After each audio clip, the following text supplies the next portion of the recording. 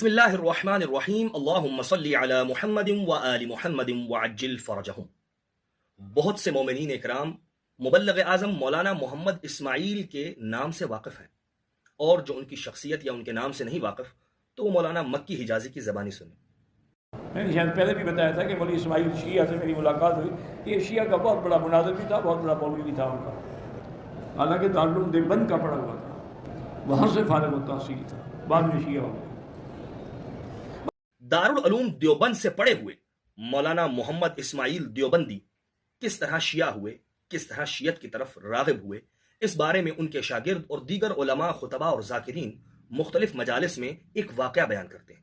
یہاں پر ان کے شاگرد علامہ سید ریاض حسین رضوی کی زبانی سنیے۔ باغ فدق کے مسئلے نے مولوی اسماعیل کو شیعہ بنا، حق زہرا، حق سیدہ، اور یہ نہیں ہے کہ کسی علامہ سے مناظرہ ہوا ہے، ایک مسکین ماڑا سید، اس نے کہا مولوی جی عالم تو آپ بڑے ہیں لیکن جے حق محمد دی بیٹی دا بندے نہ دیں انہوں نے کیویں منیے، کہ بلا فرماتے ہیں ٹھوک کر مجھے لگ گئے۔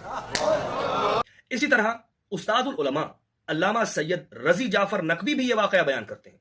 یہاں پر ایک بہت بڑے مناظر گزرے ہیں جناب اسماعیل دیوبندی۔ ان سے کسی نے پوچھا کہ جناب آپ تو ادھر تھے، ادھر کیسے آئے؟ دیوبند کے پڑھے ہوئے تھے، دیوبند کے لوگ جیسے ہیں آپ پتہ ہے، آپ ادھر سے ادھر کیسے آئے؟ کہنے لگے جب میں ادھر سے ادھر آیا ہوں صرف شہزادی کونین خاتون جنت جناب فاطمہ زہرا سلام اللہ علیہا، کہنے ہاں ان کی وجہ سے کیسے آئے؟ کہنے ہاں انہی کی وجہ سے۔ میں نے اس کی داستان سنائی، میں اس کو مختصر کر کے آپ تک پہنچاؤں۔ کہنے لگے جب میں دیوبند سے پڑھ کے آیا تو جوانی کا خون تو تھا ہی، دیوبند کی تعلیمات سے اور بھی نشہ چڑھا ہوا تھا، تو میں اپنی بستی میں خوب آپ لوگوں کے خلاف بکواس کرتا تھا، خوب باتیں کرتا تھا، شیعہ ایسے شیعہ ایسے شیعہ ایسے، یہ جتنا ہو سکتا تھا میں بکواس کرتا تھا۔ میں جس گاؤں میں تھا، فیصل آباد کے قریب گاؤں تھا، میں جس گاؤں میں تھا اس کے پڑوس میں ایک انتہائی محترم سید زندگی گزارتے تھے، بزرگ بھی تھے، انتہائی خوبصورت بھی تھے، اور لوگوں میں ان کا خاص احترام بھی تھا۔ وہ اپنے گاؤں میں میری تقریریں سنتے تھے۔ ایک روز انہوں نے میسج بھیجا، پیغام بھیجا کسی کے ذریعے سے کہ میں آپ سے ملنا چاہتا ہوں۔ میں نے کہا دے نہیں مجھے۔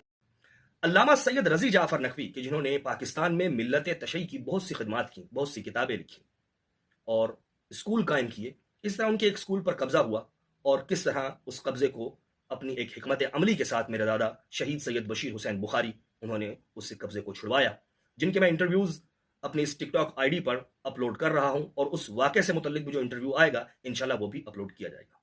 تو یہاں پر جو بات میں بتانے جا رہا ہوں وہ یہ ہے کہ آخر کار وہ سید کون تھے، ان کا کیا نام تھا کہ جنہوں نے مبلغ اعظم مولانا محمد اسماعیل سے سوال کیا حق بنت رسول صلی اللہ علیہ وآلہ وسلم کے بارے میں، باغ فدق کے بارے میں۔ تو وہ بزرگوار بھی میرے ہی خاندان کے ایک بزرگ سید جعفر حسن بخاری ابن سید جعفر حسین بخاری کہ جن کا مکمل شجرہ نسب اور ان کے پورے خاندان کے